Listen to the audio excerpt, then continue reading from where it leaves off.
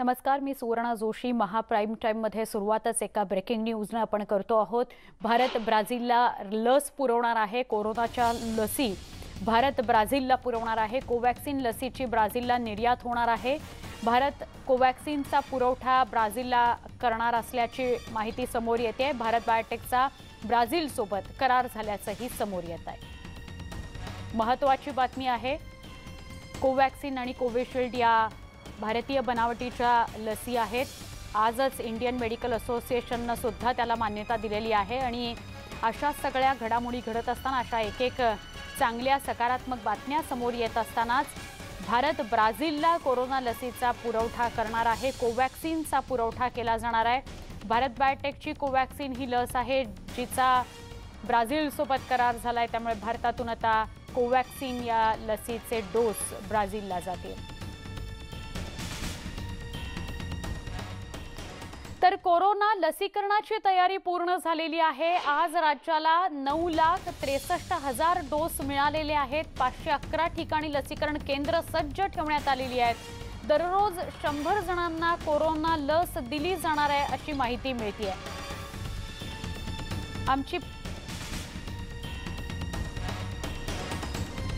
आमचे news coordinator तुषार शेटे यांच्याशी आपण अधिक बोलूया. तुषार, काय अधिक माहिती? सुवर्ण, अगदी खरं आहे. लसीकरणाची पूर्ण झालेली आहे. वेगवेगळ्या राज्यांमध्ये या लसी पोहोचलेल्या आहेत.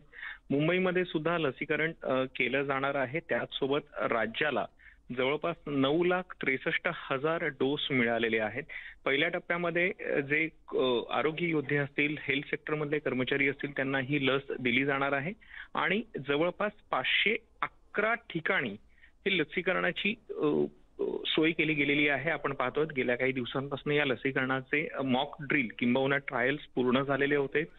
त्या ठिकाणी कोरोना योद्धे जातील, त्यांची माहिती आधीच घेतलेली असणार आहे, त्यांना लस दिली जाणार आहे आणि त्यानंतर पुन्हा त्यांना जो कालावधी असणार आहे त्यानंतर पुन्हा त्यांना लसीकरणासाठी जायचं आहे. त्यामुळे राज्यात लसीकरणाची तयारी पूर्ण झालेली आहे आणि दररोज जवळपास 100 योद्ध्यांना लस ही दिली जाणार आहे आणि त्यानंतर जसजशी लस मार्केटमध्ये अवेलेबल होईल त्यानंतर ती राज्यातल्या नागरिकांसाठी आणि रुग्णांसाठी वापरली जाणार आहे. नक्की तुषार, आभार ही सविस्तर माहिती दिल्याबद्दल.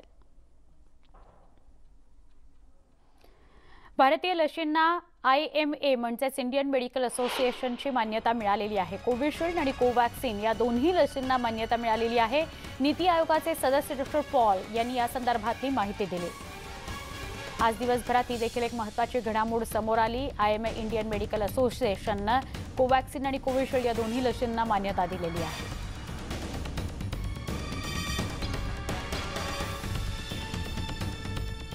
पुण्याच्या सिरम इन्स्टिट्यूटमधून रवाना झालेली लसीची पहिली बॅच नवी दिल्ली, अहमदाबाद, हैदराबाद आणि चेन्नईत दाखल झाली आहे.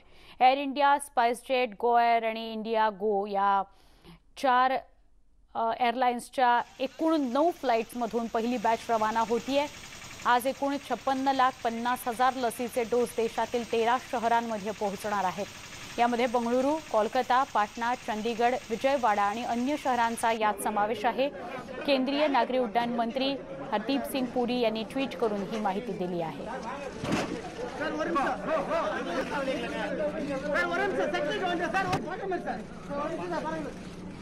त्यांनी काय ट्विट केलंय त्यावर आपण नजर टाकणार आहोत. पुरी यांनी केलेलं ट्विट बघा. नागरी उड्डाण क्षेत्रानं पुन्हा एकदा मोठं मिशन हाती घेतलं.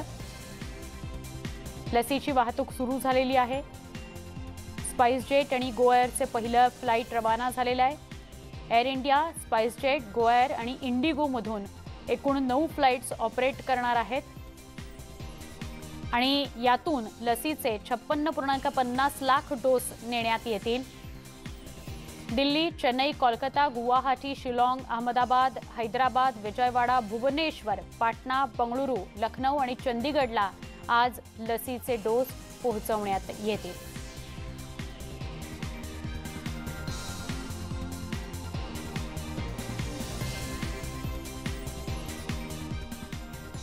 एका धक्कादायक बातमीकडे वळतोय. राज्याचे कॅबिनेट मंत्री राष्ट्रवादी काँग्रेसचे नेते धनंजय मुंडेंनी एका महिलेकडून करण्यात आलेले गंभीर आरोप फेटाळून लावलेले आहेत.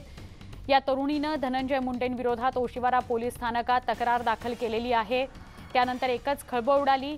स्वतः धनंजय मुंडे यांनीच या आरोपांबद्दल खुलासा केलेला आहे। समाज माध्यमांवरून मंत्री धनंजय मुंडे यांच्यावर होत असलेल्या आरोपांबद्दल त्यांनी फेसबुकवर सविस्तर पोस्ट लिहून खुलासा केलाय। महिलेनं केलेले आरोप पूर्णपणे खोटे, बदनामी करणारे आणि ब्लॅकमेल करणारे असल्याचं धनंजय मुंडेंनी म्हटलंय। तर तरुणीनं आपल्यावर अत्याचार झाल्याचं सांगत न्यायाची मागणी केली आहे।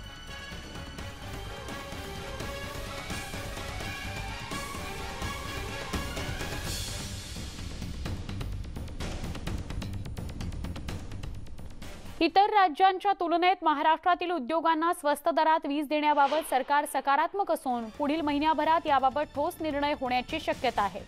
राज्यातील उद्योगांना स्वस्त दरात वीज पुरवठा करण्याबाबत सह्याद्री अतिथीगृह इथं उद्योगमंत्री सुभाष देसाई तसंच ऊर्जा मंत्री नितीन राऊत यांच्या उपस्थितीत उद्योग संघटनांच्या प्रतिनिधींसोबत महत्त्वाची बैठक पार पडली। विजेच्या बाबतीत उद्योग क्षेत्राला स्वयंपूर्ण बनवण्याबाबत यावेळी सविस्तर चर्चा करण्यात आली।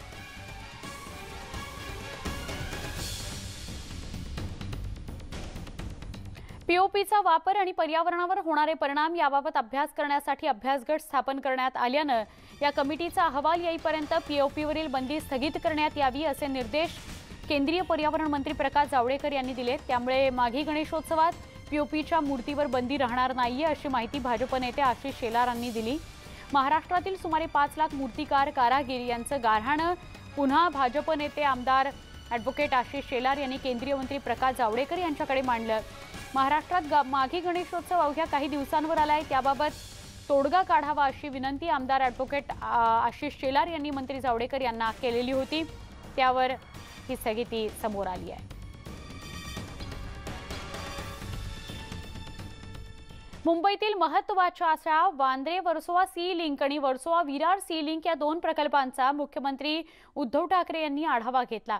मुंबईतील वाहतूक कोंडी सोडवण्यासाठी तसंच सुखकर प्रवास होण्यासाठी हे दोन्ही प्रकल्प महत्त्वाचे असून त्यांच्या कामांना गती देण्याचे निर्देश मुख्यमंत्र्यांनी दिले आहेत। महाराष्ट्र रस्ते विकास महामंडळाच्या वतीनं वर्षा या शासकीय निवासस्थानी झालेल्या बैठकीत या 2 प्रकल्पांचं सादरीकरण मुख्यमंत्र्यांच्या समोर करण्यात आलं।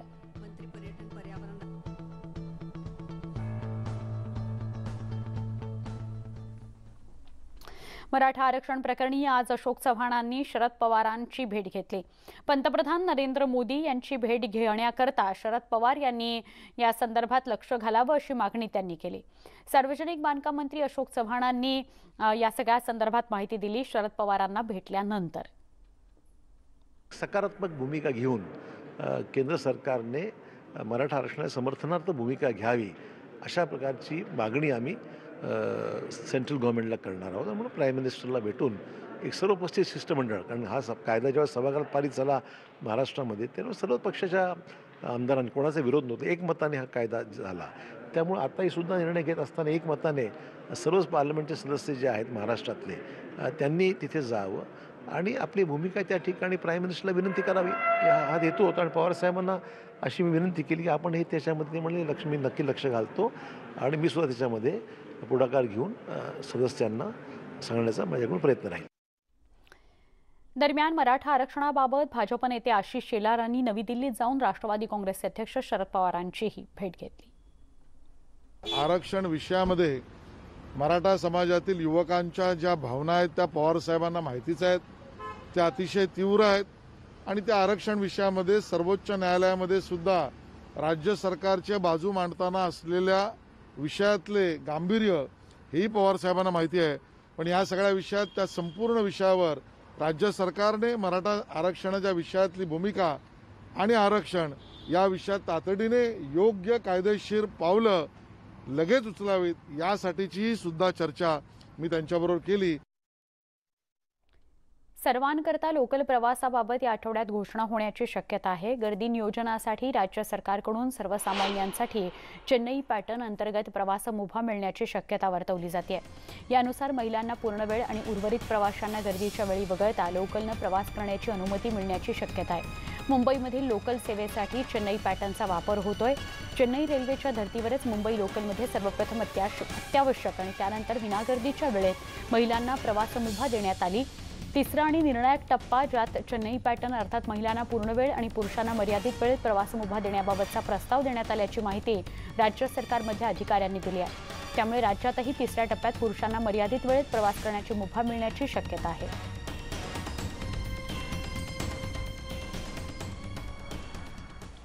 सगळ्याच स्थानकांवर लोकल थांबणार का, असा सुद्धा प्रश्न आहे। लोकलच्या निर्जंतुकीकरणाचं काय, असा सुद्धा प्रश्न आहे। फेऱ्या वाढवून गर्दी कमी होईल, रस्त्यांवरील भार कमी होणार, वाहतूक कोंडीवर दिलासा मिळणार। न्यूज 18 लोकमतची मोहीम होती आणि त्या मोहिमेनंतर असे अनेक प्रश्न ज्याची उत्तरं लवकरच मिळू शकतील।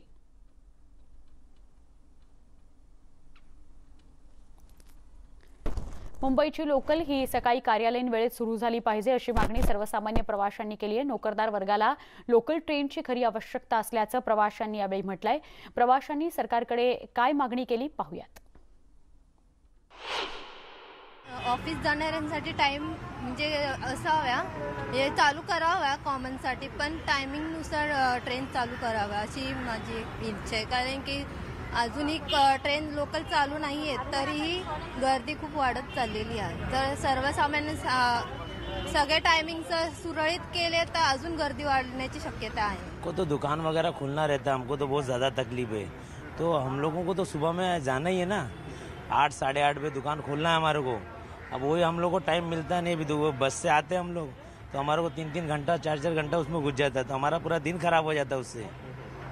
तो हमारे को तो सुबह में चाहिए, कम से कम हमको 8 साढ़े 8 तक हमारे को मिलना चाहिए आने के लिए। ते लोकांना पण तकलीफ होता है ना, ते आम जनताला सगळेला एकच समजायचं काय ते अलग ते बरं नाही। त्याचा काय फायदाच नाही आहे। सकाळी चालू झाली तर संध्याकाळपर्यंत बरोबर माणसं येतात। लेडीजला बी त्रास झाला नाही पाहिजे, आम्हाला बी त्रास नाही झाला, पब्लिकला बी त्रास नाही झाला पाहिजे, असं केलं पाहिजे सरकार। आता तर नॉर्मल टाइम मध्येच चालू करायला पाहिजे लोकल। आता लोक बघता ना, एवढे सगळे येतातच ना, लोक सगळे येतातच, सगळे आता स्वतःची काळजी स्वतः घेणारच आहे ना।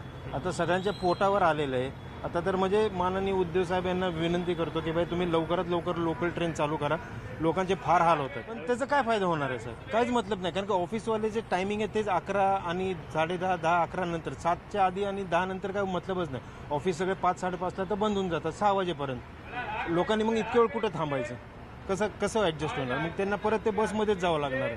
म्हणजे प्रशासनाला एक विनंती की भाई तुम्ही लवकरात लवकर ट्रेन चालू करा। भाजप आमदार राम कदम यांची एक ऑडिओ क्लिप व्हायरल झाली आहे। या क्लिपमध्ये राम कदम एका हवालदाराला फोनमधून कार्यकर्त्यांना सोडण्याची मागणी करतायत। पवई पोलीस ठाण्यामध्ये कार्यरत असलेल्या नितीन खैरमुडे या हवालदारानं तिघांना दुचाकीवरून ट्रिपल सीट जाताना हटकलं। यावेळी रस्त्यातच वाद झाला, पोलिसांनी तिघांना ताब्यात घेतलं।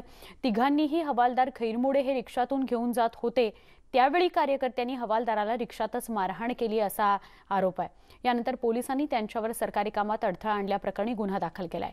यापैकी 2 जण पोलिसांच्या ताब्यात आहेत। दीपू तिवारी फरार झालाय। दीपू हा राम कदम यांच्या मतदारसंघातला भाजप कार्यकर्ता आहे। राम कदम यांची या संदर्भात पीडित हवालदाराशी झालेल्या चर्चेची ऑडिओ क्लिप व्हायरल झाली आहे। आमदार राम कदम बोलतो सर। नमस्कार, बोला। नमस्कार, माझी एक रिक्वेस्ट अशी होती, त्या दीपूने केले ती चूकच आहे, कोणी समर्थन करू शकत नाही। पण काय झालंय की आता ज्या पद्धतीचे नंतर कोर्टात केस स्टँड झाल्याच्या नंतर अशा सगळ्या ह्याच्यामध्ये कन्व्हिक्शनच लागतं। येस सर, बरोबर आहे। आणि आता आपण मागच्या ह्याच्यात आपण 5 वर्षाची ती शिक्षा केली आपण, बरोबर 2 वर्षाची आधी होती, आता आपण आपल्या सरकारच्या काळात आपण 5 वर्ष केली आहे। कसं त्याच्याकडून ते अज्ञानापोटी झालं, पण त्याने जे केलं त्याचं समर्थन करत नाही, मी त्याला शिव्या घातल्या, पण काय अजून त्याचं लग्न पण झालं नाही, करिअर पण सुरू झालं नाही। तर एक मानवता म्हणून जर समजा आपसात समजून घेता आलं, म्हटलं 2 त्याच्या थोबाडीत मारा, तो पाया पडेल, स्वामी म्हणेल तुम्हाला सगळं। नाही सर, ऐका, पहिलं प्रथम तुम्ही आमदारा तुमचा आदर करतो मी। मी तुम्हाला मुंबईत शिवसेना भवनाबाहेर युवा सैनिकांनी भाजप आमदार राम कदम यांच्या विरोधात निषेध निदर्शनं केली। भाजप आमदार राम कदम यांनी पोलिसांना मारहाण केल्याच्या प्रकरणात हस्तक्षेप केल्याप्रकरणी निषेध नोंदवण्यात आला। भाजपच्या कार्यकर्त्यांना सोडवण्यासाठी पवई पोलीस ठाण्यातील कॉन्स्टेबलना फोन करून त्यांनी दबाव आणला असं म्हणत हे आंदोलन करण्यात आलं।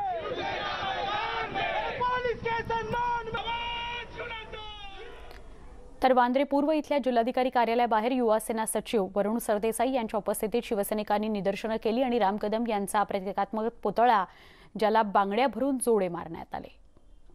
काल तर 3 भाजपच्या कार्यकर्त्यांनी थेट मुंबई पोलिसांवर हल्ला चढवला होता आणि त्याच्याहून शर्मेची बाब म्हणजे त्या 3 कार्यकर्त्यांचं समर्थन करायला, त्यांना पाठीमागे घालायला भाजपचे आमदार राम कदम यांनी पुढाकार घेतला होता आणि त्यामुळे आज तुम्ही बघत असाल तर फक्त मुंबईतच नाही तर संपूर्ण महाराष्ट्रभरात युवा सेनेच्या मार्फत ही आम्ही निषेध आंदोलनं करतोय आणि आमची मागणी आहे की त्या भाजपच्या 3 कार्यकर्त्यांवर राष्ट्रद्रोहाचा गुन्हा नोंदवला गेला पाहिजे व राम कदम यांची हकालपट्टी झाली पाहिजे। डोंबिवलीत कुकरचा स्फोट झाल्याची घटना घडली आहे। ठाकुर्ली त्या हॉटेलमध्ये हा स्फोट झालेला आहे। न्यू सौभाग्यवती हॉटेलमधील ही दुर्घटना आहे। कुकर स्फोटामध्ये 1 जण गंभीर जखमी झाल्याची ही माहिती मिळते।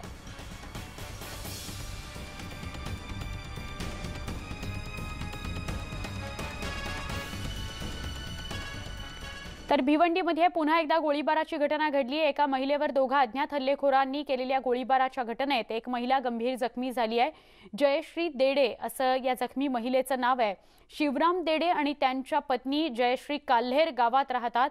शिवराम हे त्यांच्या ट्रान्सपोर्ट व्यवसायासाठी घराबाहेर पडल्यानंतर दुचाकीवरून आलेल्या दोघांनी शिवराम यांच्या घरात शिरून जयश्री यांच्याशी बाचाबाची करत झटापट केली आणि गोळीबार केला। दरम्यान या घटनेची माहिती मिळताच पोलीस घटनास्थळी दाखल झाले। दोघा हल्लेखोरांचा तपास सुरू आहे। डोक्याला गोळी लागलेल्या जयश्री यांच्यावर सध्या रुग्णालयात उपचार सुरू आहेत।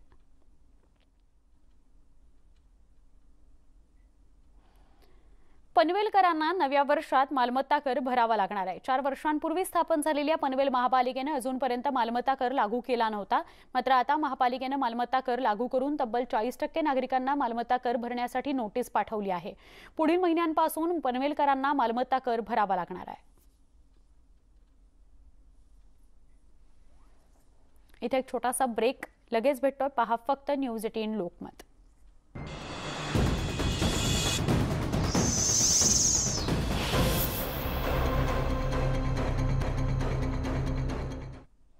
चिकन मासळी विक्रेत्यांकरता निर्णय समोर आलेला आहे। विक्रेत्यांनी RT-PCR चाचणी करावी हा निर्णय समोर आलाय।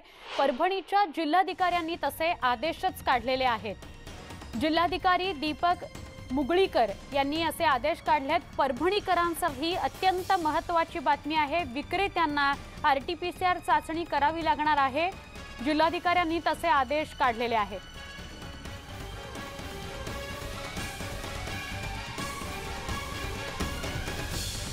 परभणीतून ही अत्यंत महत्त्वाची बातमी येते। चिकन आणि मासे विक्री जे करतात त्यांच्यासाठी निर्णय झालाय की त्यांनी RT-PCR चाचणी करणं गरजेचं आहे। परभणीचे जिल्हाधिकारी दीपक मुगळीकर स्वतःच आपल्यासोबत दूरध्वनीवरून संपर्कात आहेत। दीपक सर, स्वागत। आपण जो निर्णय घेतलेला आहे तो काय पार्श्वभूमीवर घेण्यात आलेला आहे आणि काय अधिक माहिती?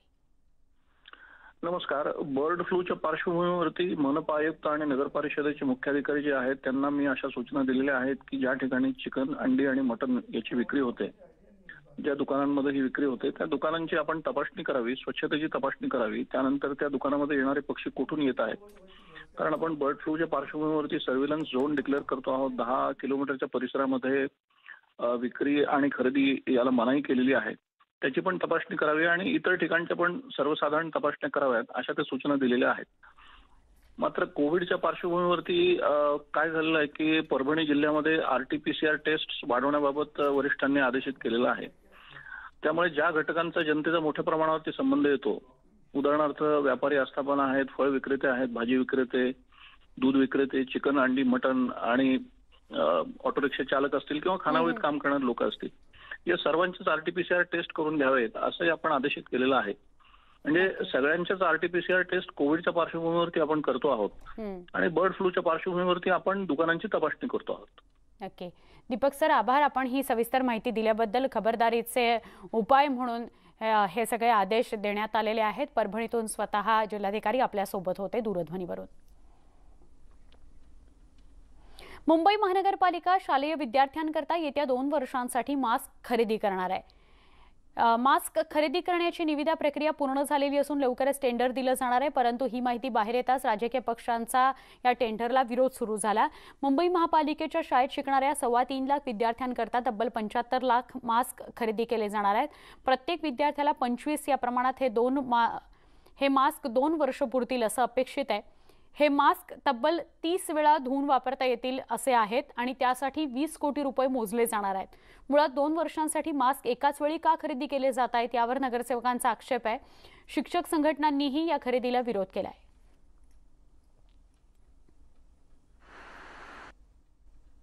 निविदा प्रक्रिया यापूर्वी सुरू झालेली आहे। खरं म्हटलं तर शाळा कधी सुरू होणार याची काहीच निश्चिती नाही आहे। महापालिकेच्या शाळा, प्राथमिक आणि माध्यमिक शाळा कधी सुरू होणार याबद्दल कुठलंही धोरण नाही, कुठलंही निश्चिती नाही। पण मास्कची खरेदीची निविदा दिलेली आहे। 2-2.5 वर्षासाठी लागणारे मास्क एका फटक्यात झटक्यात 20 कोटी खर्च करून घेणे, मला वाटतं हे भ्रष्टाचाराची पाळामुळं इथेच आहे। त्याला डिटेल किती काढलेले त्याचे अहवाल नाही आहे, कुठे काढलेले अहवाल नाही आहे आणि खाली अहवाल द्यायचा नाही आणि फक्त त्याला 40 कोटी रुपये देऊन टाकायचा, हे बरोबर आहे काय? हे महानगरपालिकामध्ये एक मोठं भ्रष्टाचारचे एकंदरी एक उदाहरण आहे। मुंबई ठाणे अंबरनाथमध्ये बर्ड फ्लूचं लोण पसरलंय। मुंबईतील छत्रपती शिवाजी महाराज टर्मिनस परिसरात एका कावळ्याचा मृत्यू झालाय। सकाळच्या सुमारास हा कावळा झाडावरून खाली पडल्याचं इथल्या नागरिकांनी सांगितलंय। या संदर्भात मुंबई महानगरपालिकेच्या आपत्कालीन विभागाला या संदर्भातली माहिती देण्यात आली। ठाण्यात देखील अनेक पक्षी मृत्युमुखी पडले असून याच पार्श्वभूमीवर ठाणे महानगरपालिका देखील सतर्क झाली आहे। ठाणे महापालिकेने एक आपत्कालीन कक्ष स्थापन केला असून कोणताही पक्षी मृत्यू झाल्याचं आढळल्यास नागरिकांनी त्वरित दिलेल्या दूरध्वनी क्रमांकावर संपर्क करावा असं आवाहन ठाणे महापालिकेचे उपायुक्त संदीप माळवी यांनी केलं आहे। अंबरनाथ पूर्वेतल्या कांसई भागात 3 कावळ्यांचा मृत्यू झालाय। पालिकेच्या आरोग्य विभागाने मृत कावळ्यांना ताब्यात घेतलाय। बर्ड फ्लूच्या शंकेने नागरिक धास्तावलेत। मृत कावळ्यांचा वैद्यकीय अहवाल आल्यानंतर पालिका उपाययोजना करणार आहे।